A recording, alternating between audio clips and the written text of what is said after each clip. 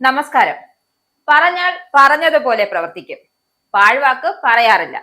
അങ്ങനെ ബെഡായി പറഞ്ഞു നടക്കാൻ രാഹുൽ ഗാന്ധി അല്ല ഇന്ത്യ ഭരിക്കുന്നത്. തണ്ടലിന് നല്ല ഉറപ്പുള്ള ഒന്നാം തരം ഭരണാധികാരിയാണ് നരേന്ദ്രമോദി. അതാണ് ബീഹാർ തെരഞ്ഞെടുപ്പിൽ തെളിവ് സഹിതം കാണിച്ചു തന്നത്. ബീഹാർ തെരഞ്ഞെടുപ്പിൽ BJP ജയം തൂത്തുവാരിയതോടെ ആകെ ചങ്കിടിപ്പേറിയ അവസ്ഥയിലാണ് ബംഗാൾ ഭരണം കയ്യേറുന്ന മമതാ ബാനർജി. ബീഹാർ ബംഗാളിലേക്ക് എത്തുമോ എന്ന സംശയത്തിലാണ് മമത.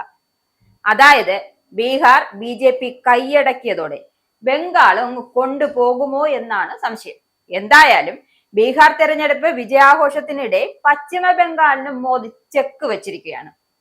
ബംഗാളിൽ BJPയുടെ വിജയത്തിന് ബീഹാർ വഴിയൊരുക്കുമെന്നാണ് പ്രധാനമന്ത്രി കഴിഞ്ഞ ദിവസം പറഞ്ഞിരുന്നു.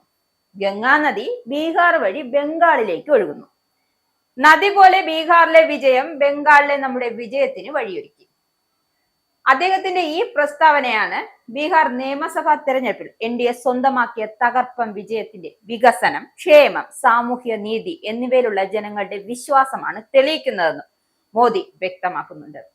തെരഞ്ഞെടുപ്പ് നടക്കാനിരിക്കുന്ന മറ്റ് സംസ്ഥാനങ്ങളിലേക്കും ഒരു രാഷ്ട്രീയ സന്ദേശം കൂടിയാണ് വിജയത്തെ അദ്ദേഹം പ്രഖ്യാപിച്ചത്.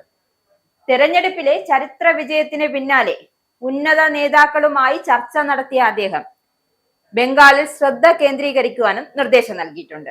ഇതോടെ തൃണമൂലുകാർക്ക് അങ്ങ് കുരുപൊട്ടിയ അവസ്ഥയാണ്. തൃണമൂൽ MP സാഗരിക ഘോഷാണ് പ്രധാനമന്ത്രിക്കെതിരെ രംഗത്തെത്തിയത്. പ്രധാനമന്ത്രി നരേന്ദ്രമോദി ബംഗാൾ കീഴടക്കുന്നതിനെ കുറിച്ച് സംസാരിച്ചുവെന്നും ബംഗാൾ തന്റെ CV-യിൽ ചേർക്കാൻ മറ്റൊരു ഭൂമി പോലെയാണ് അദ്ദേഹം കരുതുന്നു എന്നായിരുന്നു സാഗരിക ഘോഷിന്റെ വിമർശനം. അധികാരം പിടിച്ചെടുക്കാൻ നിങ്ങൾ എന്തു ചെയ്യും? നിങ്ങൾ പണം നൽകും, പേശിബലം ഉപയോഗിക്കും, ഭീഷണിപ്പെടുത്തും, ഭിന്നിപ്പിച്ച് ഭരിക്കും.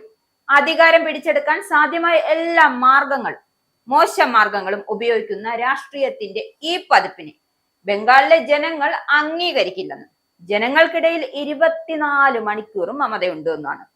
ആവശ്യമുള്ള സമയത്ത് ആളുകളെ അവരെ സമീപിക്കുന്ന വ്യക്തിയാണ് അവർ. പ്രകൃതി ദുരന്തങ്ങളിലും താങ്ങായവർ അവിടെയുണ്ടായിരുന്നു. ഇന്ത്യയിലെ ഒരു നേതാവും സ്ത്രീകളുടെ ഉന്നമനത്തിനായി മമതാ ബാനർജിയെ പോലെ ഇത്രയധികം കാര്യങ്ങൾ ചെയ്തിട്ടില്ലെന്ന്, അക്ഷീണം പ്രവർത്തിച്ചിട്ടുമില്ല എന്നും. ഇതൊക്കെ പറയുമ്പോഴും തള്ളുന്ന മമതാ പക്ഷക്കാരോട് ഒരു കാര്യം പറയാതിരിക്കാൻ തരമില്ല. സ്ത്രീകൾക്ക് നേരെയുള്ള അതിക്രമങ്ങൾക്ക് ഒരു സ്ത്രീ എന്ന നിലയിൽ മമതയ്ക്ക് ഒന്നും പറയാനില്ലേ? ഭരിച്ചു മുടിക്കുകയല്ലാതെ നന്നാക്കാൻ നിങ്ങൾക്ക് അറിയില്ലല്ലോ. അപ്പൊ പിന്നെ പണിയറിയുന്ന മോദിയുടെ കൈകൾ ഇനി ബംഗാളും സുരക്ഷിതമാകും.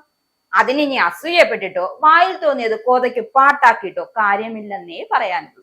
ഇസ്രായേലിന്റെ 5 സൈനിക താവളങ്ങളിൽ കനത്ത നാശനഷ്ടം. മോദി വെളിപ്പെടുത്തുന്ന ഇന്ത്യയുടെ വികസനത്തിന്റെ മയക്കുമരുന്ന് വിൽപ്പനയ്ക്കെതിരെ ശക്തമായ നടപടിയെടുത്ത് ഷാർജ പോലീസ്.